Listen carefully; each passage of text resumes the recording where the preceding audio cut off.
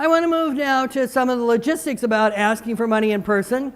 Some of you may be thinking, I don't think I'm ever going to do that anyway, but watch the psychology of it and think, what could you learn from that about writing an appeal, about thanking people? I mean, there's just a whole lot of application of this. And also, I think even of going into stores and asking them for things, asking them for sponsorships, even asking places like Petco and so on to open up so you could adopt out some animals from there. I mean, it's the same kind of principles, a lot of the same principles for anything that you ask people to do.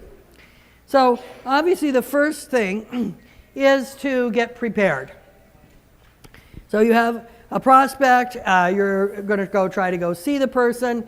So you want to think ahead of time, okay, when I'm going to go see this person, what am I going to talk to them about? And we've talked about this a lot. People buy with their heart first and then their head. Some people, to be truthful, are all heart. You tell them 3 stories and that's it. There they are, okay? But most people are not like that. Most people are kind of like, heart, okay, but how many animals was it exactly? Or what exactly is your evidence of this? Or what exactly are you spending? So most people are kind of back and forth.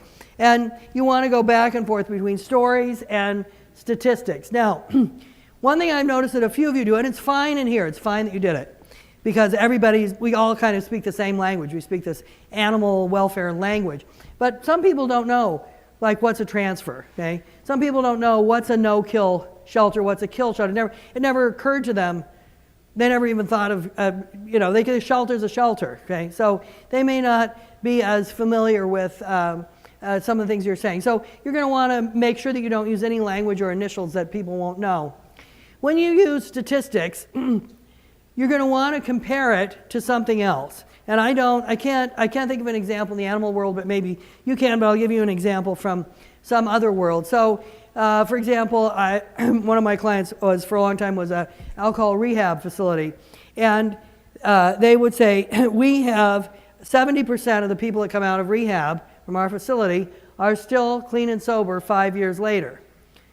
Well, if you know anything about rehab, you know that's actually phenomenal, right? But if you know anything about grades, come back to grades. What's 70%? Barely a C, right? So it's very important for them to say 70% compared to the industry standard of 50%. You have to place it in that, okay? Or it's also great if you can wrap your statistic in a story. So, for example, an organization that works to get more women into management, and particularly upper management, has this statistic. They say only 4% of CEOs in America are women, which doesn't sound that great, right? But here's what really drives it home. There are more men named John who are CEOs of corporations in America than all the women put together. So that's a story, a statistic wrapped in a story. And I think it winds up being, 4% ought to be pretty powerful, but the story winds up being much more powerful. If there's any philosophical points that you want to raise. So some that I think come up in humane work are, should a cat, well, for example, should cats be able to be outside? That's always a kind of an argument that people have. Or, how do you kind of think about adopting? How do you choose places to adopt? What are some other, what would you say are some philosophical issues inside the humane movement? That you could, that somebody could be really a big donor to one humane organization, but then not agree with another. Could you think of an example of that? Feral cats in terms of what? They don't agree with it at all? You mean they think the cats should just run loose, or? No, they just believe they should be caught. Oh, they should be caught and euthanized. Mm-hmm. Yeah. We get a lot of pushback sometimes because a lot of people, we work with the pets of the homeless, and some people think that if they can't take care of themselves, they shouldn't have a pet. But what they don't realize is that that is the only family member that person has, and they give them a reason to get up every day. Yeah. And they help with PTSD, depression, and all kinds of things. So, I mean, we try to educate people that are against that and try to give it a spin so that they understand that it Yeah. actually does help. And that's where we come in, where we try to make sure that that animal has food and is healthy and, all those things. So it all kind of comes together. No, that's a really good one. I think that people think homeless people shouldn't have pets in the first place. Yeah. We seem to see a common debate about home checks. Some people feel like they are guarantees that you have to do home checks. Other people feel like they're not reflective of, it just makes the people that are doing the home check feel better, but it's not really a guarantee, or it just leads you to make judgments about other people and whether they're going to be a sufficient enough caretaker for the animal. Yeah, okay. So that's a good one, right? So you may be talking, you could be talking to any number of people, right? You could be talking to someone who really knows very little about what you do, and so it's all kind of new to them. But when you may be talking to people who have very specific ideas from other work they've done in other organizations that's different from yours. So you kind of really need to be really clear about your philosophy and how you show up with it. And then, you'll probably know what are kind of obvious objections or questions that people have that you will want to answer. And then what is your goal and what are you asking the person for? And I would suggest you probably write all this down. Most of this can be written down for everybody. It's the same. It's going to be the truth for everybody. And then, and then you kind of practice working with it, talking about it. And so kind of the question, I think, who raised the question the other day, what was your question from the garage sale? You said, I can't remember, but anyway, that we had earlier today was that people were kind of objecting to, I could use your question, homeless people shouldn't have pets, right? So, kind of getting used to those kind of questions and how do we maneuver around them.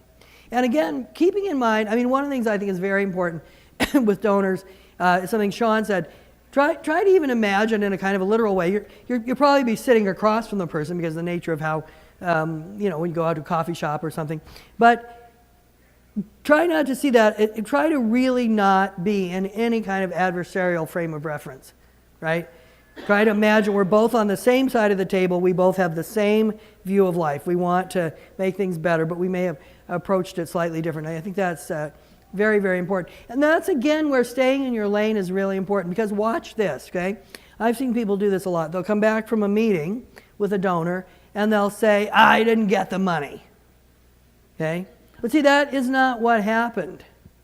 That's not what happened. That's completely inaccurate. What happened is the person chose not to make a donation at this time. Can you see how much calmer that is? Right? Or the person comes back, this is even worse, actually. I got it! You did not get it, okay? The person chose to make a donation at this time. So move yourself a little bit to the side there. You are not the center of this thing, okay? So get ready, become familiar with this kind of stuff. Now, oftentimes we're going to start with a phone call. And for many of our donors, or particularly if you serve a really large area, and I think of even Las Vegas as being a large area. You could drive, to drive from one end of this town to another is sometimes can take quite a while. You may actually have a number of donors. These would be sort of the donors in the maybe $500 to $1,500 range who you do a lot of work with on the phone. I'm really stressing you should try to see the person, but in real life, in a big arena, you're not always going to see the person. You're going to talk to them on the phone. When you get on the phone, remember, as I said earlier, phone time is very abbreviated, right? You don't have the time on the phone that you would have in person. You may also be using the phone to set up the meeting. So obvious things you have to get ready. What's your opening line? You could lose people. That's where we lose people almost right away. If you imagine yourself when people call who you don't know. 90% of the time now, people don't answer their phone unless they know who it is. So you are going to be leaving a voicemail. So write down your voicemail message. No one likes long, rambling messages. Make it crisp and to the point. Decide, are you going to leave another message? I'll try you again later. Or are you going to just leave this one? How many messages are you going to leave? This all has to be decided kind of ahead of time. Think about what is an exciting thing you can say. Our goal is 50,000. I'm really happy that as of today we're at 27. With your help we could maybe go over 30. That's what I'd love to talk to you about. So that would kind of indicate how much you want. And then what's going to happen next? What am I going to do next? Am I going to call you next? Am I going to email you more information? Am I going to wait for you to call me back? Name the plan, okay? So, 2 other things about the phone that will help you a lot. The phone, more than any other thing, because you can't see the person, your whole tendency, which we've talked about a lot today, your tendency to make a movie about what's happening goes into overdrive, right? I mean, I'm sure you've had this experience where you talk to somebody on the phone 2 or 3 times, and then when you meet them, they're completely different than how you imagined, right? So what does that tell you? It told you that you made a movie about them. You made up a whole scenario about what they looked like, what they were like, how tall they were. It was not true. You made it up out of whole cloth, out of nothing, okay? So watch that. Well, here you are on the phone. Your Cecil B. DeMille is just, okay. You're really kicking in there. So to keep yourself at a certain level of calmness or anti-anxiety, act like everything the person is telling you is literally true.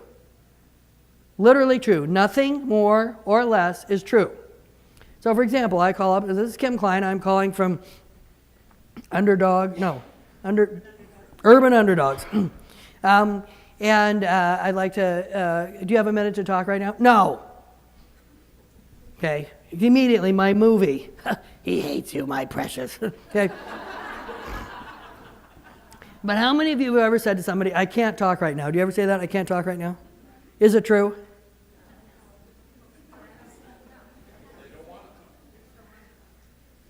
What's true is if I call any of you and I say, this is Kim Klein and I'm calling from Pause-tastic or whatever, and you say I can't talk right now, I would say I have about a 50% chance that that's true. 50 to 70% chance you actually can't talk right now. Right? I'm just not enough of a priority for you to talk to me right now. So if I believed you, what would I say?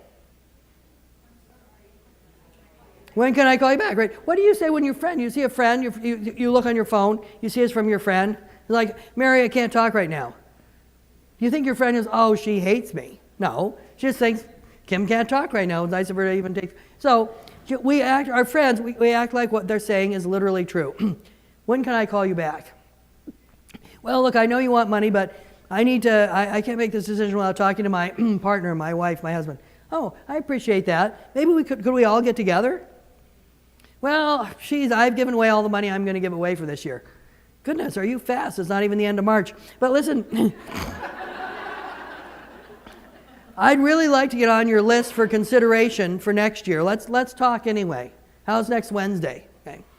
So every single thing they say, like, well, I think, I want to take care of kittens and cats as much as the next person, but honestly, I think what's going on at the border is just really awful, the way these children are being separated, and I've just started putting all my money there. Well, it's really, I mean, that's an incredible, horrible situation, and I wouldn't want you to do anything else. But, we're here all the time if you need us, and let it go. So you don't hear no, don't hear no when the person didn't say no.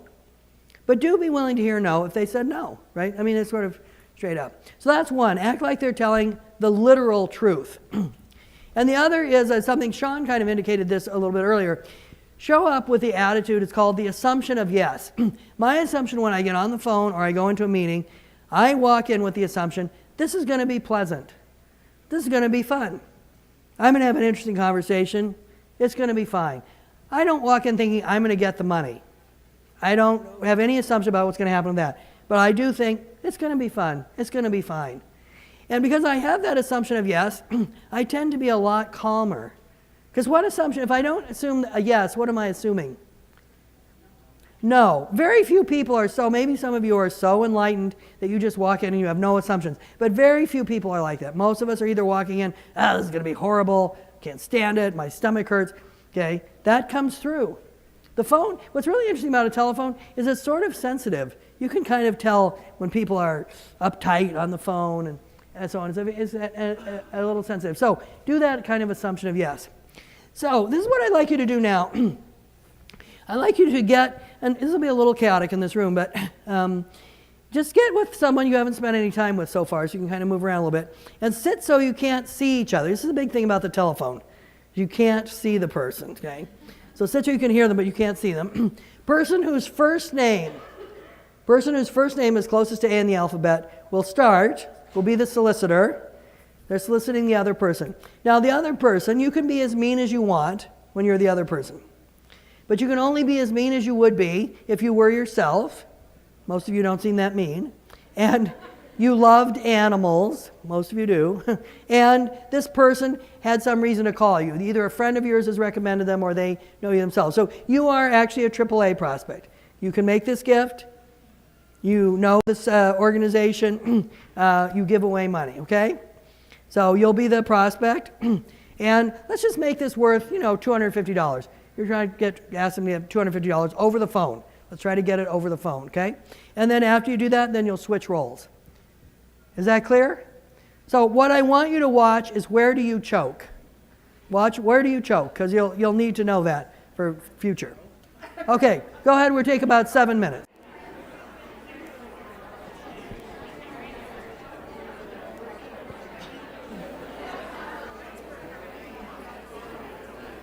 So what did you learn from doing this exercise that you'd want to remember for when you do it in real life? Yeah. Yeah, so Mary did a great job. She kind of started off by saying, she was like, oh, this is what we've done so far, and she was excited about it, and she gave an example of something that they had done well, and I was like, oh, tell me more. When I was really ready to be like, boom, pow, go away. And she's like, oh, this is really cool. And I was like, oh, wait, tell me more. Oh, now this seems like something I want to be a part of. And so I felt very inspired and empowered to take action rather than the guilt shame trip that I was kind of anticipating. Oh, very cool. And I think also one thing you're underlining I didn't say this earlier, but to be ready for is most people, they answer their phone, unless they know the person as a friend, it's almost like, hello, no, right? That's when you were I was ready, right? I mean, there is a certain way in which we're hello, go away. So when we're on the other side, we have to kind of overcome that. And it looks like she did by saying something she was excited about, and you could hear the excitement in her voice. Cool. What else? What else did you learn by doing this exercise over here, and then we'll come up here? Well, my partner did a great job, and during her chat with me, she offered me a tax receipt for my taxes, and I think it added credibility to her group, knowing that I could get something, formal for my taxes. Yeah. And this is something, very few people actually are able to deduct anything. 70% of Americans were never able to deduct anything from their taxes, and in the new Trump tax plan, 85% cannot. But that was never the point.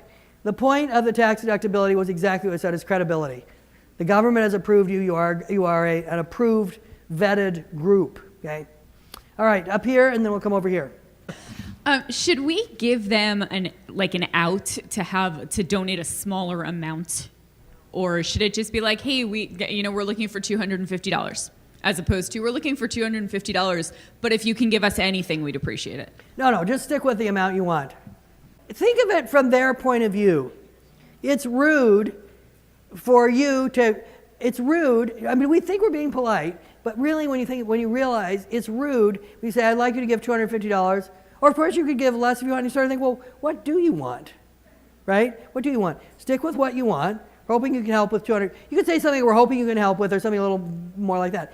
$250. So we'll talk about this in a minute, but there's a lot of responses. I don't think I can go that high. We can start the negotiation, but don't undersell yourself, right? Yeah. Over here.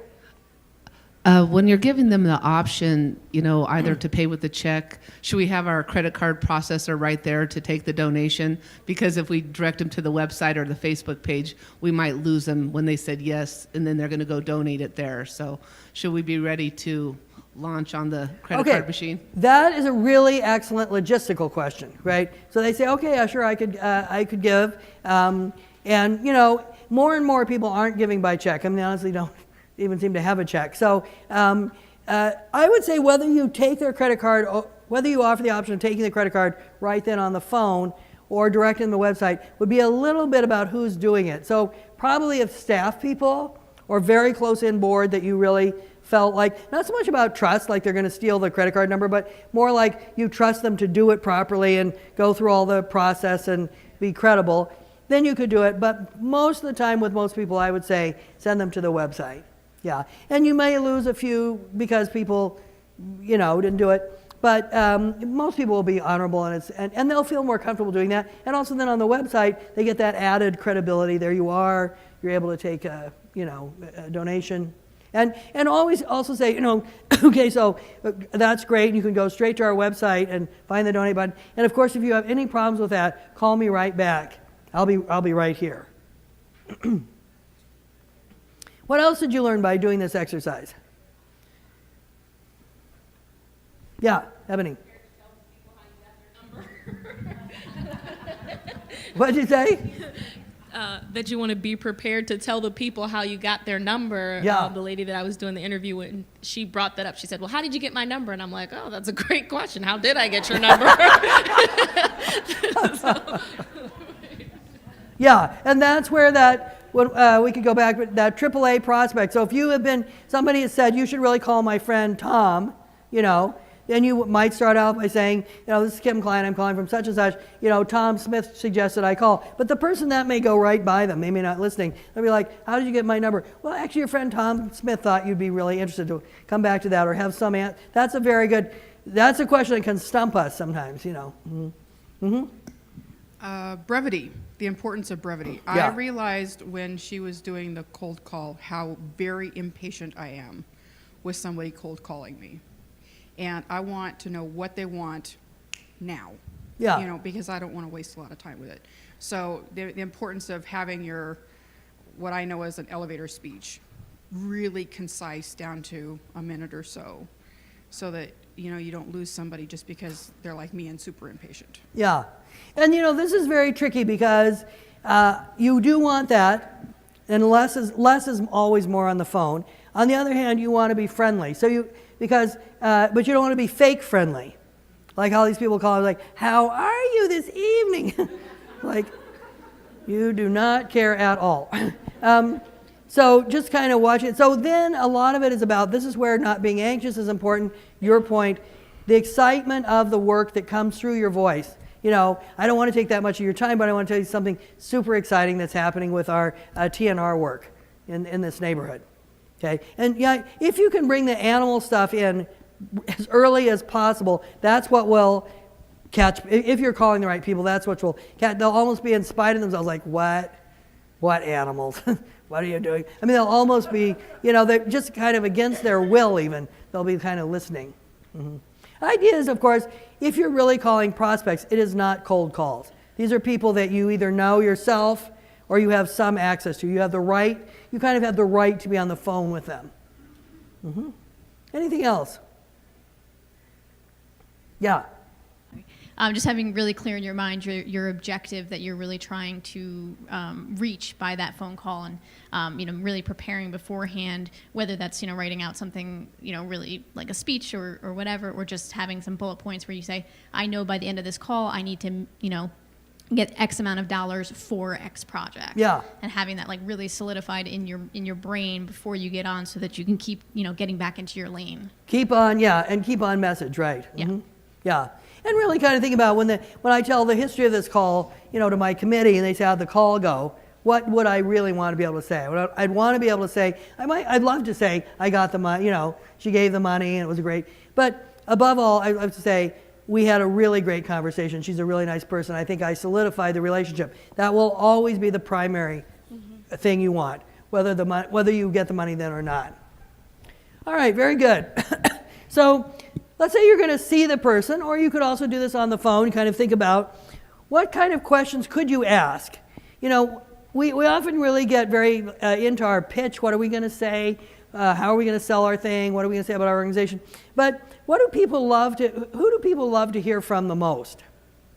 Themselves, right? So the more you can get them to talk, the better off you are. So in some ways, what you really want to prepare are what are some questions you could ask. These have to be questions you genuinely want to know the answer to, right? Otherwise, they sound like fake questions.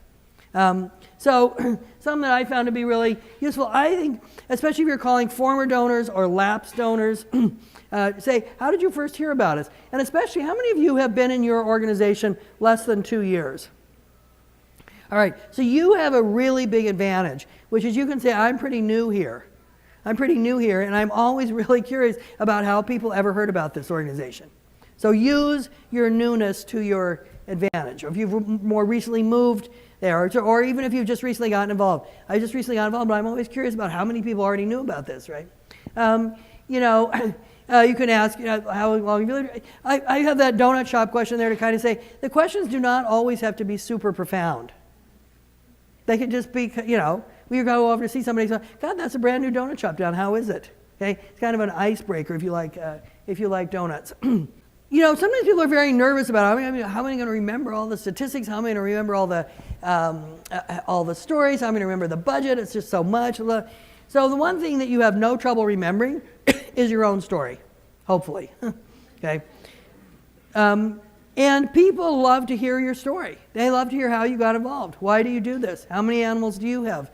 So tell your story. And especially if there's anything, again, we kind of come back to this controversy. If there's anything controversial that you do that is controversial even inside the humane movement, to even say, I used to think this. I used to think, well, probably the best solution to the feral cat problem is to not have feral cats. Honestly, I just thought, what else could we do? And I knew friends in Hawaii who were very upset because the cats were really kind of seen as an invasive species, and they were really hurting a lot of the bird life. And so it was a tough thing. But as I got to know more about TNR, I learned blah, blah, blah. And so this allows the person, without ever having to say anything, it allows them to change their mind. They watch your process, and they can change their mind. Now, let's say you were born perfect and you never had a terrible thought. So you could say, many people have come in and they've thought the best solution is X, okay? Or many people come in and they've just thought, homeless people just shouldn't have animals. I mean, they can barely take care of themselves, and they shouldn't have animals. But then they find out. So you can do it that way also. You can do it in the third person. It's a little more effective if it's true of you. But never say anything don't never say anything that's not true for you, but you can always put in the third person. This is one I said earlier, why am I talking? To sometimes actually just stare at the person and smile. Mm-hmm. Right? And just kind of wait for them to say something. How does somebody know it's their turn to talk? Yeah, you stop talking. So they think, okay, I guess I have to talk. Okay, and you'll surface what their questions are. You may have a whole set of questions in your mind that were interesting to you when you got in this work, or that you thought they had, and they'll have some whole entire different question. They'll be just on some entirely different plane. It's sort of it's pretty amazing, actually.